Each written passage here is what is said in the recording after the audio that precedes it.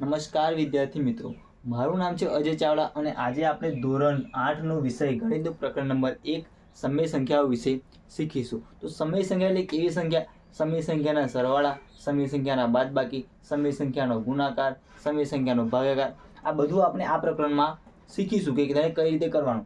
તેના પહેલાં આપણે પાછળના ધોરણમાં જે શીખી ગયા હોય તે વસ્તુ આપણે એકવાર યાદ કરી લઈએ, જેથી આપણે આ પ્રકરણમાં સારી રીતે બધું કરી શકીશું. તો આપણે જોઈ લઈએ કે પ્રાકૃતિક સંખ્યાઓ વિશે આપણે શીખી ગયા હતા. પ્રાકૃતિક સંખ્યા એટલે કેવી સંખ્યા? તો પ્રાકૃતિક સંખ્યા એટલે જે સંખ્યાની શરૂઆત 1 થી થતી હોય. 1 2 3 4 5 આ બધી સંખ્યા કેવી સંખ્યા કહીશું? આપણે પ્રાકૃતિક સંખ્યા કહીશું. હવે પૂર્ણ સંખ્યા એટલે કઈ સંખ્યા? જે સંખ્યાની શરૂઆત તમે 0 થી કરી શકો. જે સંખ્યાની શરૂઆત 1 2 3 4 5 આ બધી સંખ્યા કેવી સંખ્યા કહીશું? આપણે પૂર્ણ સંખ્યા કહીશું. પ્રાકૃતિક સંખ્યા એટલે કે આપણે જે એકડા હોય ને, એકડા, તે સંખ્યાને આપણે પ્રાકૃતિક સંખ્યા કહીએ છીએ. હવે પૂર્ણ સંખ્યા એટલે શૂન્યનો પણ સમાવેશ થઈ જશે. અહીંયા પ્રાકૃતિક સંખ્યામાં શૂન્યનો સમાવેશ થતો નહોતો, અહીંયા પૂર્ણ સંખ્યામાં પ્રાકૃતિક સંખ્યાનો પણ સમાવેશ થઈ જાય છે, એટલે કે શૂન્ય પણ આવી જાય છે અને ઉપરથી પ્રાકૃતિક સંખ્યા પણ આવી જશે.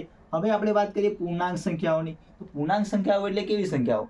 પૂર્ણાંક સંખ્યાઓ એટલે એવી સંખ્યાઓ કે જે સંખ્યાની શરૂઆત ઋણ સંખ્યા પણ થતી હોય. તો ઋણ સંખ્યા એટલે કઈ સંખ્યા આપણે લઈ શકીએ? ઋણ સંખ્યા એટલે, ચલો આનો ઉપયોગ કરીએ. ઋણ સંખ્યા એટલે કે -3 -2 -1 0 1 2 3 ડોટ ડોટ ડોટ, આ બાજુ પણ ડોટ ડોટ ડોટ. એટલે કે પૂર્ણાંક સંખ્યા એટલે એવી સંખ્યા જેમાં ઋણ સંખ્યાનો પણ સમાવેશ થાય છે અને ધન સંખ્યાનો પણ સમાવેશ થઈ શકે છે. તો અહીં આપણે કૌંસમાં લખી શકીએ કે ઋણ સંખ્યા સાથે સાથે શૂન્ય, અને બીજું શું થશે? ધન સંખ્યાઓ. બરાબર છે. આપણને ખબર છે કે પૂર્ણાંક સંખ્યામાં ઋણ સંખ્યા પણ આવશે, શૂન્ય પણ આવશે અને ધન સંખ્યાઓ પણ આવશે. હવે આપણે જે પાઠનું નામ છે તે સમય સંખ્યાઓ. તો સમય સંખ્યાઓ એટલે કેવી સંખ્યાઓ? કે જે સંખ્યાને આપણે P/Q એટલે શું? આને આપણે કહીશું અંશ, આને આપણે કહીશું છેદ. તો જે સંખ્યાને આપણે અંશ અને છેદમાં લખી શકીએ, અંશ, આને આપણે કહીશું ભાગાકાર. અંગ્રેજીમાં તેને કહેવાય ડિવાઈડ અથવા તો બાય કહીશું. બરાબર છે. અંશના છેદ, અંશ ભાગ્યા છેદ. એટલે કે આપણે કઈ સ્વરૂપમાં લખી શકીએ? P/Q, આને અપોન પણ કહી શકીએ. તો અંશ અને છેદમાં આ સ્વરૂપે લખી શકીએ. બરાબર છે, લખી શકીએ. તેવી સંખ્યાને કેવી સંખ્યા કહીશું? તેવી સંખ્યાને આપણે સમય સંખ્યા કહીશું. સમય સંખ્યા કહીશું. બરાબર છે. જે સંખ્યાને P/Q સ્વરૂપમાં. તો P/Q એટલે શું? જે આપણા P અને Q છે, P અને Q શું છે? તો P અને Q આપણા છે પૂર્ણાંક સંખ્યાઓ. કઈ સંખ્યાઓ છે? પૂર્ણાંક સંખ્યાઓ.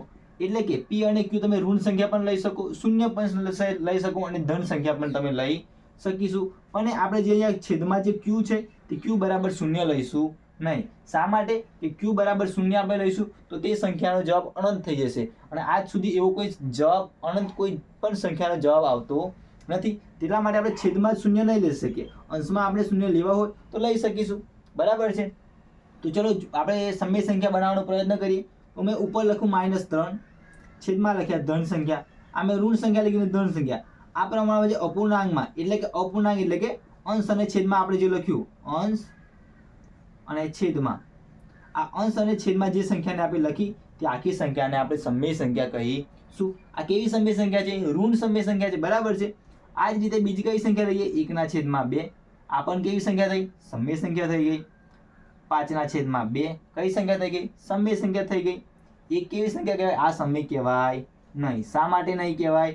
કારણ કે તેના અંશ અને છેદમાં સ્વરૂપમાં આપણે લખી નથી. હવે મેં 1/1 અહીંયા કરી દઉં તો આ સંખ્યા કઈ સંખ્યા કહીશું? આપણે આ સંખ્યાને આપણે સમય સંખ્યા કહીશું. બરાબર છે. હવે આપણે આના પછીના વિડીયોમાં સમય સંખ્યાનો સરવાળો, સમય સંખ્યાની બાદબાકી, સમય સંખ્યાનો ગુણાકાર અને સમય સંખ્યાનો ભાગાકાર, આ બધું આપણે શીખીશું. તો ચલો મિત્રો, આ સાથે આપણે વિડીયોની કહીએ સમાપ્તિ. અમારો નવો વિડીયો જરૂરથી જોજો, જેથી તમને સમય સંખ્યાના સરવાળા, બાદબાકી, ગુણાકાર અને ભાગાકાર તમે શીખી શકો. નમસ્કાર.